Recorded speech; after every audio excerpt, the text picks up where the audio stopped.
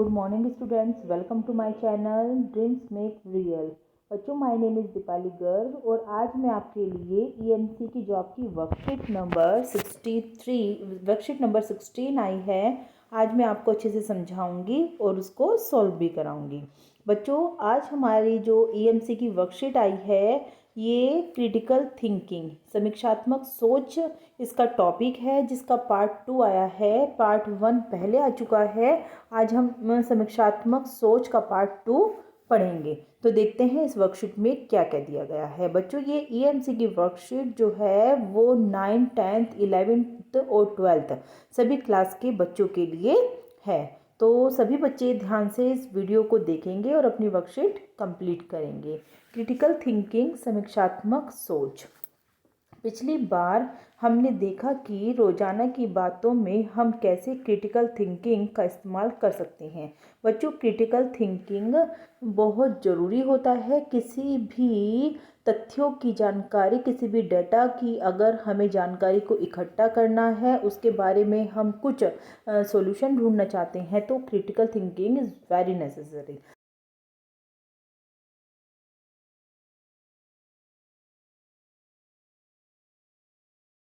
पहले समझे मान लेना, इस बात का ये मतलब है कि बिना किसी प्रूफ के, बिना किसी समझे किसी बात को ऐसे ही अंधविश्वास समझकर मान लेना हमारे निर्णयों को नकारात्मक रूप से प्रभावित कर सकता है। मतलब हमें अगर किसी निर्णय तक पहुंचना है तो पहले हमें सारे तथ्यों की को इकट्ठा करना चाहिए, उस पर सोच विचार करना चाहिए, समीक्षात्मक सोच करनी चाहिए, तभी हमें जाके कोई निर्णय लेना चाहिए। अगर हम आंखें बंद करके बिना सोचे समझे, बिना प्रूफ के पहले से चली आ रही बातों को मान लेते हैं तो ये गलत डिसीजन हो सकता है। आइए इस बार देखते हैं कि क्रिटिकल थिंकिंग किस तरह की समस्याओं को समझने और फिर उन्हें समाधान ढूंढने में मदद करती है। आप एक समस्या चुनिए। यह आपके घर के आसपास, आपके स्कूल से संबंधित या आपके शहर किसी भी बारे में हो सकती है जिसके बारे में आप कुछ करना चाहते हैं। मतलब एक प्रॉब्लम है, चाहे वो आपके घर के आसपास हो, नेबरिंग प्रॉब्लम हो, या आपके स्कूल से संबंधित, आपके शहर से संबंधित कोई भी प्रॉब्लम है, आप उसके लिए कुछ करना चाहते हैं। यह आप अपने घर के किसी भी सदस्य, अपने दोस्त या पड़ोसी के साथ भी मिलकर कर सकते हैं। सोच लेने के बाद समस्या को इस चित्र में दिए गए गोलों में लिखिए। बच्चों, यहाँ पर देखो, हमें सेकंड नंबर के पेज पर एक गोला दिया गया है जहाँ पर हमें अपनी समस्या लिखनी है और उसके बाद जो जो क्वेश्चन हमें पूछे गए हैं उनके आंसर हमें इन क्लाउड्स में, इन बादलों में लिखने हैं। देखो बच्चों, उसके बाद इस समस्या से जुड़े हुए सवालों पर सोचकर उनके बारे में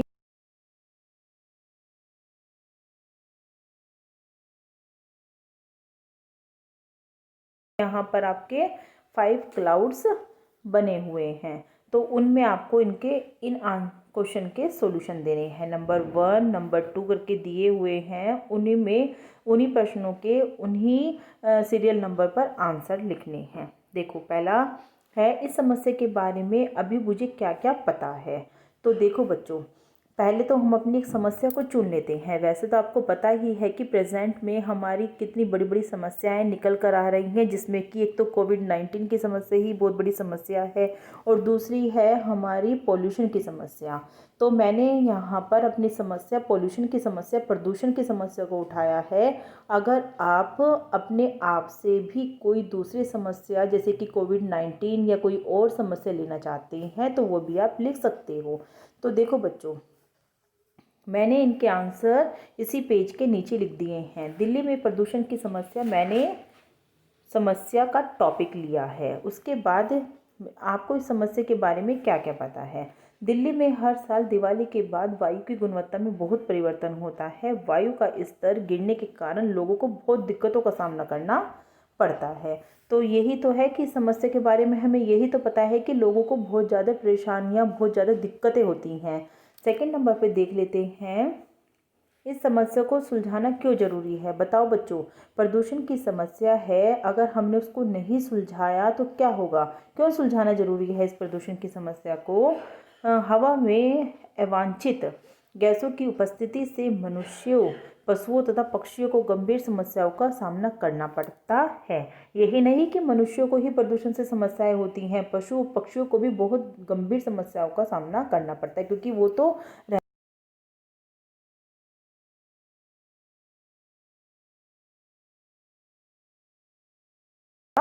होती हैं। तो बच्चों, सेकंड का आंसर मैंने ये लिख दिया। आप सेकंड नंबर का जो क्लाउड है उसमें ये आंसर लिख देना। थर्ड नंबर पर देख लेते हैं क्या पूछा गया है। यह समस्या मुझे किस तरह से प्रभावित करती है? तो देखो बच्चों, किस तरह से हमें प्रदूषण की समस्या प्रभावित करती है। पर्यावरण और विकास जो है एक दूसरे को प्रभावित करते हैं, एक दूसरे के पूरक होते हैं। दिल्ली में वायु प्रदूषण के कारण मुझे बहुत समस्याओं का सामना करना पड़ता है। जैसे घर से बाहर निकलते समय अब मास्क लगाना इतना ज़रूरी हो गया है, आंखों में जलन होने लगती है। अगर प्रदूषण इतना ज़्यादा, आपने देखा होगा कि दिल्ली में अरविंद केजरीवाल जो कि हमारे सीएम हैं, उनके मना करने के बावजूद भी उन्होंने क्रैकर्स को पूरी तरह से बैन कर दिया था, पटाखों को, लेकिन फिर भी दिल्ली में काफ़ी पटाखे छुटाए गए हैं, जिसके बाद दिल्ली में वायु का स्तर बहुत ज़्यादा गिर गया है। और अब अगर हमें रोड से, घर से बाहर निकलना पड़ता है तो एक तो मास्क लगाना बहुत ज़रूरी हो गया है, पहले तो कोविड-19 के कारण ही, और दूसरा प्रदूषण का स्तर भी इतना ज़्यादा बढ़ गया है कि मास्क लगाना अब बिल्कुल ज़रूरी हो गया है आप लोगों को भी। अगर आप भी मास्क लगाकर घर से बाहर नहीं निकलते हैं तो प्लीज़ अपनी सेफ्टी के लिए मास्क ज़रूर लगाइए। और अगर प्रदूषण ज़्यादा है तो आंखों में जलन भी होने लगती है। तो फोर्थ नंबर में देख लेते हैं बच्चों, हमारा क्या क्वेश्चन है। इस समस्या को अर्जेंटली सुलझाना होगा या यह बाद में भी किया जा सकता है? बच्चों, इस समस्या को अभी सुलझाना बहुत ज़रूरी है। प्रदूषण की समस्या को, इसको ये नहीं है कि हम बाद में इसका निपटारा कर लेंगे, इतने तो बहुत ही ज़्यादा नुकसान हो जाएगा। तो प्रदूषण की समस्या का तुरंत निवारण किया जाना चाहिए, क्योंकि भारत एक विकासशील देश है और प्रदूषण के कारण जो खतरनाक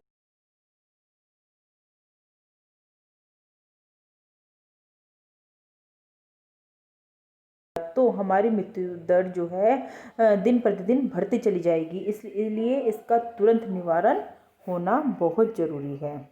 नंबर 5 नंबर पे देख लेते हैं हम, क्या क्वेश्चन हमें दिया गया है। इस समस्या को सुलझाने के लिए सबसे पहला कौन सा कदम उठाना चाहिए?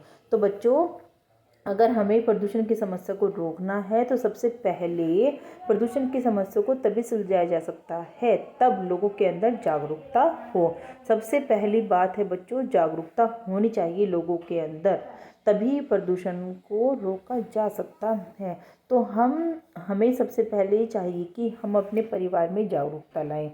अपने परिवार से ही हम स्टार्टिंग करते हैं, क्योंकि अगर हमारे परिवार में जागरूकता नहीं होगी तो बाहर के लोग हमारी बातों को कैसे मानेंगे। तो अगर सबसे पहले हमें अपने परिवार में जागरूकता लाएं कि वे लोग सरकार द्वारा बनाए गए सभी नियमों का पालन करें, और उसके बाद हमें अपने आस पड़ोस में और अपने मित्रों के अंदर भी जागरूकता लानी चाहिए। सरकार द्वारा बनाए गए सभी नियमों का सख्ती से पालन होना चाहिए, तभी प्रदूषण की समस्या को रोका जा सकता है।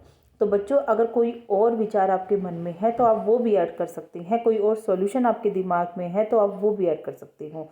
तो इस तरह से 5 क्वेश्चन इन्होंने हमसे पूछे हुए थे समस्या के बारे में, जिसके उत्तर मैंने आपको दे दिए हैं। तो यहाँ पर आपको वही समस्या लिखनी है और इनके उत्तर नंबर 1 यहाँ पर लिखोगे, नंबर 2 यहाँ पर लिख दोगे आप इसको, और नंबर 3 यहाँ, नंबर 4 और नंबर 5 इन सब के सॉल्यूशन आप यहाँ पर लिख दोगे। उसके बाद देख लेते हैं, इन प्रश्नों के बारे में सोचकर क्या आपको अपनी समस्या को और बेहतर तरीके से समझने में मदद मिली है? Yes of course. क्या आप कोई ऐसी बातें बता सकते हैं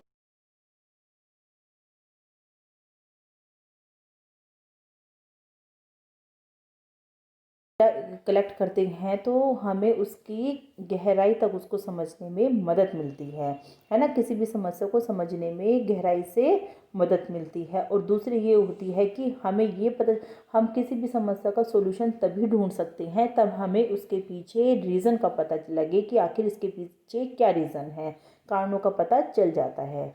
समस्या के कारणों का पता चल जाता है।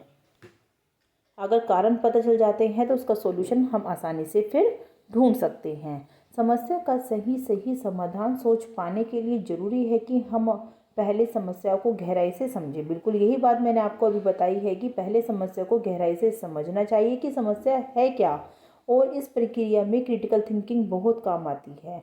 सही सवालों के माध्यम से हम किसी भी समस्या के बारे में आई और गहराई से सोच पाते हैं और उससे जुड़ी जानकारी हासिल कर पाते हैं। आगे देख लेते हैं बच्चों, 3 नंबर के पेज पर हमें दूसरा टास्क दिया गया है। देखिए, आइए अब एक केस स्टडी पढ़ते हैं और उसके आधार पर क्रिटिकल थिंकिंग से जुड़े कुछ सवालों पर सोचकर उनके जवाब देते हैं। केस स्टडी को पढ़कर नीचे दिए गए सवालों के सही विकल्प पर निशान लगाइए। ये बच्चों हमें केस स्टडी दे दी है और इसके बेस पर हमें 2 क्वेश्चन दिए गए हैं, मल्टीपल चॉइस क्वेश्चन। हमें सही आंसर पर टिक लगाना है। तो सबसे पहले हम केस स्टडी जान लेते हैं। मार्केट में स्ट्रॉन्गविटा नाम से किशोरों के लिए एक पाउडर मिलता है। देखिए बच्चों, स्ट्रॉन्गविटा नाम से एक पाउडर मिलता है यंगस्टर के लिए, चूँकि इसके मुख्य उपभोक्ता 8 से 12वीं के छात्र हैं। स्ट्रॉन्गविटा कंपनी ने स्कूल में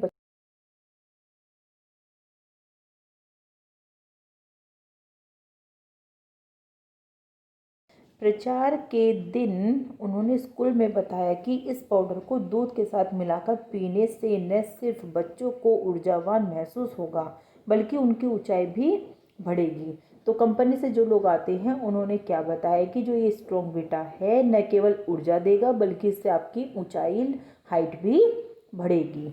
उन्होंने ये भी बताया कि पाउडर में उनके अनेक तरह के विटामिन भी डाले गए हैं जो शरीर में आई कमियों को पूरा करते हैं, क्योंकि विटामिन हमारे शरीर के लिए बहुत ही ज़रूरी होता है ग्रोथ के लिए।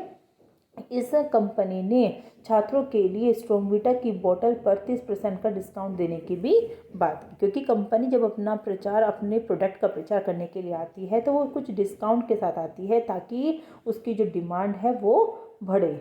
बहुत से बच्चे इस प्रचार से प्रभावित हुए और स्ट्रॉन्गविटा खरीदने के लिए राजी हो गए। उनके मन में था कि कंपनी अगर कह रही है तो उनके ऊर्जावान होने और ऊंचाई बढ़ने के दावे ठीक ही होंगे। मतलब जो कंपनी ने कह दिया, कुछ बच्चे मानने लगे कि जो कंपनी ने कह दिया हाँ वो ठीक है। कंपनी कह रही है कि ऊर्जा के साथ साथ ऊंचाई भी बढ़ेगी, तो हाँ कुछ बच्चों ने मान लिया कि बिल्कुल सही बात है। लंच ब्रेक में औरों के साथ जब वे यह सब डिस्कस कर रहे थे तो इशरत और अक्षय ने कहा कि यह जरूरी नहीं है। देखो, ये 2 बच्चे वो हैं जिन्होंने किसी की कही हुई बात पर ऐसे ही विश्वास नहीं किया। कंपनी ने कह दिया तो वही सच होगा। इन बच्चों ने क्या किया, इशरत और अक्षय ने अपनी क्रिटिकल थिंकिंग का यूज़ किया। उनका मानना है कि हमें खरीदने का निर्णय लेने से पहले इन दावों के बारे में और गहराई से सोचना चाहिए। बिल्कुल ठीक बात है ये। किसी भी चीज़ को खरीदने से पहले ये नहीं है कि दुकानदार ने या कंपनी ने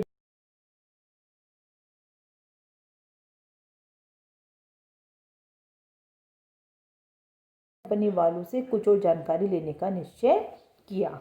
तो बच्चों, आपको समझ में आ गई होगी ये केस स्टडी। तो अब हम देख लेते हैं क्या क्या क्वेश्चन हमसे पूछे गए हैं। स्ट्रॉन्गविटा कंपनी के दावों की विश्वसनीयता जानने के लिए आप उनसे कौन कौन सी जानकारी लेंगे।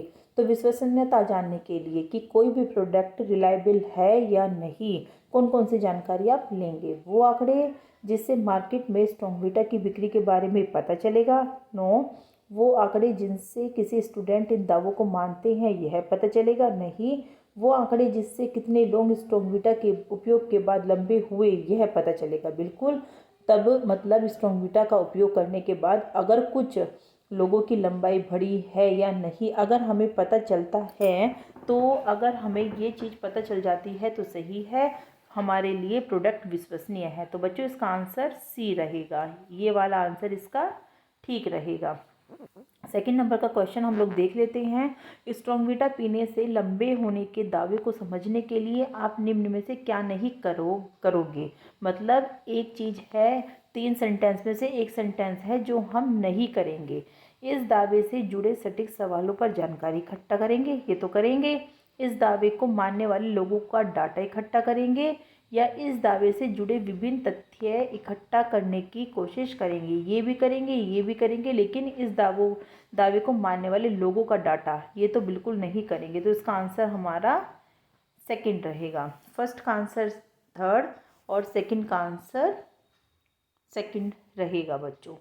ठीक है, तो इस तरह से आपकी ईएमसी की वर्कशीट जो है कंप्लीट होती है, जो 9th 10th 11th और 12th